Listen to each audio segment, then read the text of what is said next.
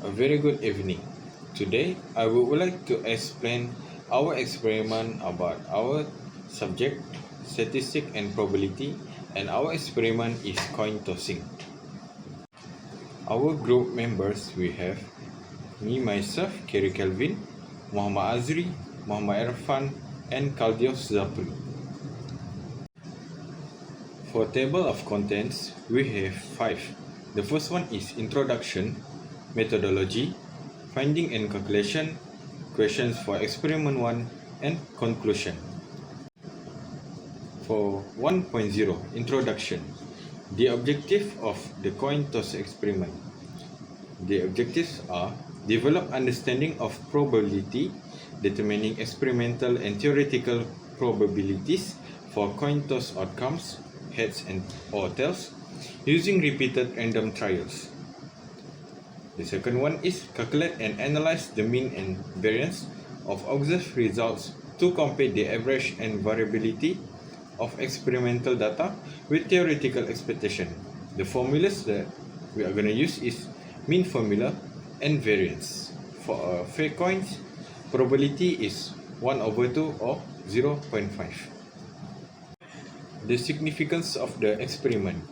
This experiment is important because it gives a hands-on way to understand the probability, randomness, and statistical analysis. By running many trials, students can clearly observe the similarities and difference between experimental and theoretical probabilities. It also shows how larger sample size help result approach theoretical expectations, while natural short-term variations encourage critical thinking in interpreting data. 2.0 Methodology. For methodology, we have a few steps. The first step is we have to decide which side of the coin is head or tail. Then, place the coin over the gap that created between your thumb and your index finger. Then quickly flick your thumb upwards. This snapping action will launch the coin into the air, making it spin repeatedly. Tossing it gently will result in fewer spins and a softer flip. And last one, keep your eyes on the coin as it rises. Then catch it to determine which side is facing up. Repeat steps 1 through 4 a total of 30 times, tossing the coin for each trial and recording the outcome each time. This will ensure you gather enough data for a reliable probability experiment. Then for the last one, calculate the probability from the result by using formula. The formula is probability equals to number of outcomes divided by the total of outcomes. This experiment was successful in determining the probability of specific events, such as predicting which side of the coin will land facing up. It therefore serves as evidence that we can estimate the percentage chance of certain events occurring. Okay, now I'm gonna talk about finding and calculation. Okay, after tossing a coin, we got the result, and the result we got two outcome, head and tails, and we got the frequency for outcome head is 10 and frequency for outcome tail is 20. And now I'm gonna answer the question. What is the full question is what is the simplest pair for one toss? After tossing coin, we only got head or tails, and after tossing coin, we only get one head or tails, and the answer is 1/2. And for question B, what is the simplest pair for 30 toss? The answer is 2 power of 30. It is because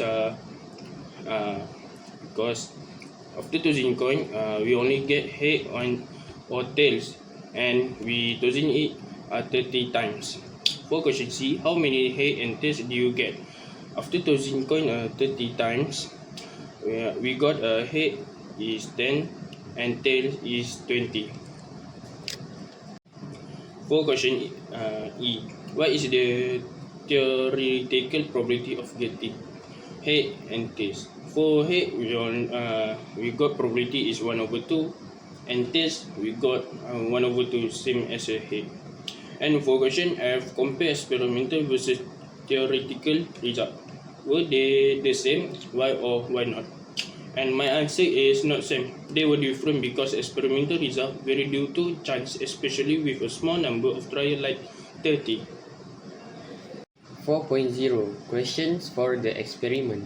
The duration x in hours required for the data packet to traverse a network link is characterized by the following probability density function given as fx equal to k times x squared minus 2x plus 2 for the region x between 0 and 3, 3k for the region x between 3 and 4, and 0 as well.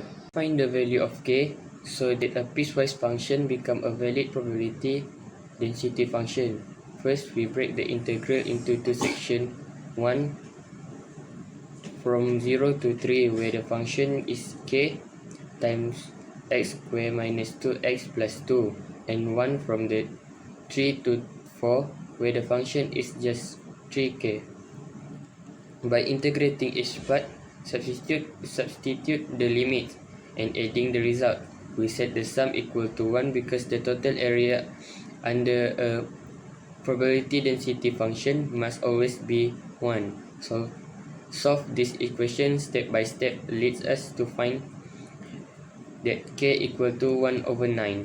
To find the probability that the data packet duration lies between 30 minutes and 210 minutes, which in hours is between 0.5 and 3.5. Since the probability density function of the duration is piecewise, we first find the cumulative distribution function fx by integrating the probability density function. For x between 0 and 3, we integrate 1/9 times t squared minus 2t plus 2 from 0 to x, giving fx equal to x cubed over 27 minus x squared over 9 plus 2x over 9. For x between 3 and 4, the probability density function changed to 1/3. So we evaluate f3 using the first formula, then add the integral of 1/3 from 3 to x, giving fx equal to 1/3 plus 1 2/3 plus 1/3 times x minus 3. To find the required probability, we compute f 3.5 minus f 0.5. Substituting into the correct formula give f 3.5 equal to 5/6 and f 0.5 equal to 19/216. The difference is 161/216, which the probability that the packet duration lies between 30 and 210 minutes. The last question is we find the value of variance. The expected value that given in the question is 19/12. Then the formula of variance is ex squared minus ex squared. To find the value of ex squared, we need to integrate the x squared function times 1 and region 2,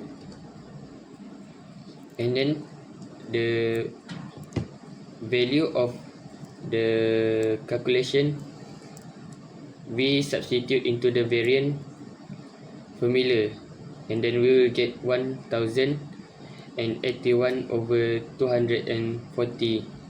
5.0 Conclusion.